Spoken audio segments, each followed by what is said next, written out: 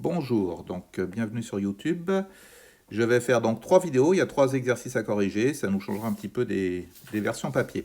Bien, donc vous avez un exercice par vidéo. Donc prenons le premier exercice, donc nous sommes page 4. Pierre récolte les fraises qu'il a plantées, il a ramassé 30 kg de fraises le premier jour, etc., etc. Et ça augmente de 7% par jour.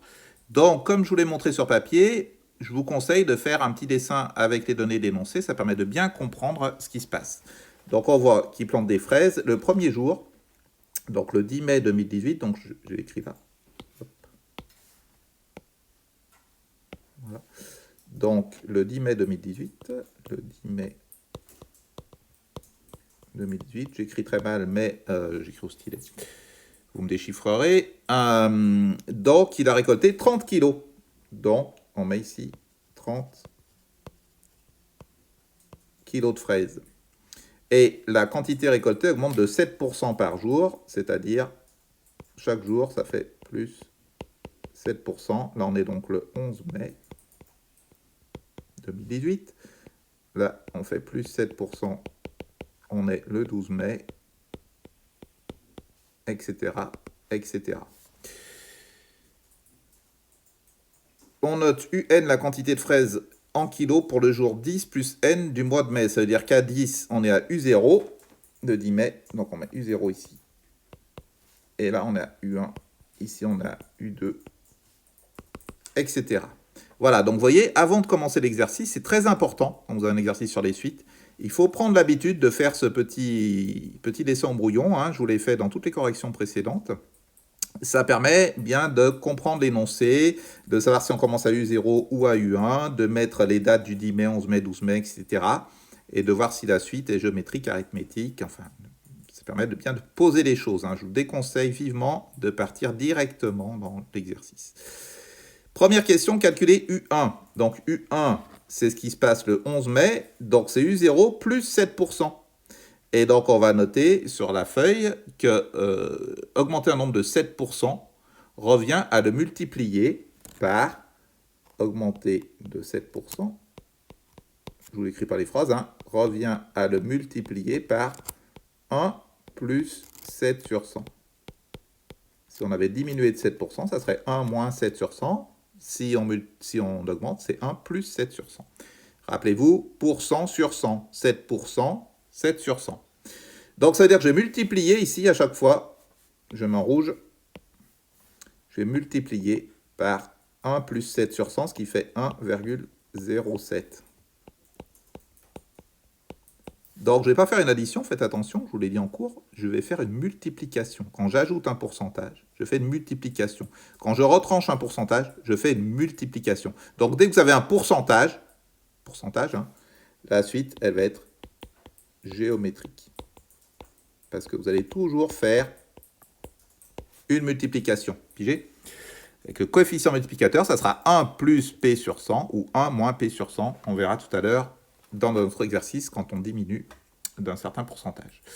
Du coup, reprenons la couleur bleue. Répondons à la question 1. Calculer U1. Donc U1, ça va être U0 fois 1,07. Je remplace U0 par 30, ça fait 30 fois 1,07. Et un coup de calculatrice plus tard, ça fait 32,1. Voilà. Je n'oublie pas de faire une petite phrase que je fais ici à l'oral, hein. Donc, non, je ne fais pas de phrase ici, puisque la question c'est calculer U1. Je mets U1 égale 32,1. C'est très bien. J'aurais pu dire le 11 mai 2018, la récolte de fraises s'élèvera à 32,1 kg. Mais je ne le ferai pas dans cette question, vu la façon dont elle est posée. Passons à la question 2. Justifier que la suite UN est une suite géométrique. Préciser la raison et le premier terme. Faites attention, c'est une question à double détente, hein, donc il y a 2 questions en une. N'oubliez pas la fin de la question, parce que souvent on répond à la première partie, et on oublie la deuxième, on passe à la question 3, et du coup on perd des points. Donc pour dire que UN est géométrique, qu'est-ce qu'on va dire? On va dire que pour calculer un terme, par exemple U1, U2, U3, qu'est-ce qu'on fait? On multiplie le terme précédent par le coefficient 1,07, c'est ce qu'on a écrit là. Pour calculer un terme, je multiplie le terme précédent, par le coefficient 1,07. Donc la suite UN est géométrique. Deux premiers termes, U0 égale 30. d'accord? Et de raison, Q égale 1,07. Ça, c'est le premier terme, U0. Et ça, c'est ce qu'on appelle donc la raison de la suite, Q égale 1,07. N'oubliez pas la fin de cette question. Il faut bien préciser le premier terme et la raison. Petit 3, déterminer la quantité de fraises récoltées le 14 mai. Donc là, je vous conseille, vu que le 14 mai, c'est pas très éloigné du 10 mai, de poursuivre votre petit dessin initial. U3, ça sera donc le 13 mai. Et U4, ça sera le 14 mai. Donc, première chose, il faut savoir son calcul. On calcule donc U4. U4, faites attention, c'est le 1, 2, 3, 4, 5, le cinquième terme de la suite et pas le quatrième. Donc, vu que la suite est géométrique, on va utiliser les formules des suites géométriques, hein, qu'on vous donne ou pas au bac, ça dépend des sujets. Donc, il faut les apprendre par cœur. Donc, la suite, c'est UN, la formule, excusez-moi, c'est U0 fois Q puissance N. Je remplace U0, ça fait 30 fois Q 1,07 puissance N, puissance 4, donc. C'est U4 que je calcule ici, bien sûr. Attendez, je corrige, sinon, c'est pas correct. Hop. Donc, c'est U4 égale U0 fois Q puissance 4. Et donc, un coup de calculatrice plus tard, ça fait combien? Ça fait 39,324. Voilà.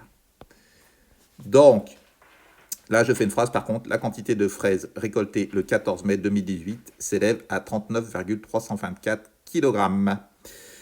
Enfin, dernière question. Pierre conditionne ses fraises par cagette de 4 kg. Combien doit-il prévoir de cagettes pour les 7 premiers jours? Donc, faites attention. On ne vous dit pas le 7e jour, on vous dit bien les 7 premiers jours. La façon dont est posée la question peut induire en erreur. Donc, il faut bien que j'ajoute le jour 1, plus 2, plus 3, plus 4. D'accord? Je vais ajouter toutes les quantités de fraises produites pendant 7 jours. Pour ensuite diviser par 4, puisque je mets 4 kg dans chaque barquette, dans chaque cagette, excusez-moi. Donc, on calcule la quantité de fraises récoltées sur les 7 jours, c'est-à-dire de U0 à U6. D'accord? Faites gaffe, c'est pas jusqu'à U7, parce qu'on commence à compter à 0. Donc, 0, 1, 2, 3, 4, 5, 6, ça fait bien 7 jours. Donc, j'applique ma formule de somme. Question 4, j'écris là-dessous. Formule de somme, c'est donc U0 fois 1 moins la raison exposant le nombre de termes. Donc, il y a 7 jours, 7 termes, sur 1 moins la raison. Et je remplace tout simplement. U0, c'est 30 fois 1 moins 1,07 puissance 7 sur 1 moins 1,07. Faites attention sur votre calculatrice aux parenthèses. Mettez bien des parenthèses ici et ici. Hein, même sur le papier, c'est pas nécessaire, mais sur la calculatrice, ça l'est. Et je trouve donc, sur 7 jours, 259,62 kg. D'accord, ça c'est la quantité totale de fraises ramassées sur 7 jours. Faites attention, bien évidemment, il faut trouver beaucoup de fraises, hein, puisqu'il en ramasse 30 kg le premier jour, donc au bout de 7 jours, il en a quand même pas mal. Ensuite, donc on sait qu'une cagette, ça fait 4 kg, donc pour avoir le nombre de cagettes, vous divisez, petit n, le nombre de cagettes, je vais diviser 259,62 par 4. Et je vais trouver 64,9. Du coup, il a besoin de 65 cagettes. D'accord? Si j'en mets 64, il n'y en aura pas assez. Donc, je mets 65 cagettes au minimum pour les 7 premiers jours. Voilà, je vous donne rendez-vous dans la prochaine vidéo pour la correction de l'exercice suivant. N'hésitez pas à revoir la vidéo plusieurs fois, si je parle un peu vite, si je vais un peu vite. Par contre, si j'écris mal, vous êtes grillé. Voilà, vous